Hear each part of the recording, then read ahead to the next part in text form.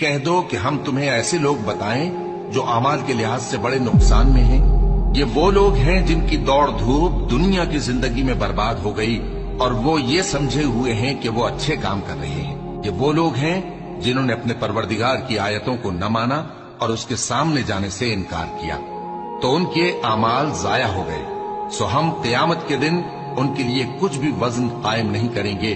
یہ ان کی سزا ہے، یعنی جہنم، اس لیے کہ انہوں نے کفر کیا اور ہماری آیتوں اور ہمارے پیغمبروں کی ہنسی اڑائی۔ جو لوگ ایمان لائے اور عمل نیک کیے ان کے لیے بہشت کے باغ بطور مہمانی ہوں گے، ہمیشہ ان میں رہیں گے اور وہاں سے مکان بدلنا نہ چاہیں گے۔ اور تم میں ایک جماعت ایسی ہونی چاہیے جو لوگوں کو نیکی کی طرف بلائے اور اچھے کام کرنے کا حکم دے اور برے کاموں سے منع کرے۔ یہی لوگ ہیں جو کامیاب ہیں، اور ان لوگوں کی طرح نہ ہونا جو متفرق ہو گئے اور صاف احکام آنے کے بعد ایک دوسرے سے اختلاف کرنے لگے۔ یہ وہ لوگ ہیں جن کو قیامت کے دن بڑا عذاب ہوگا، جس دن بہت سے منہ سفید ہوں گے اور بہت سے سیاہ۔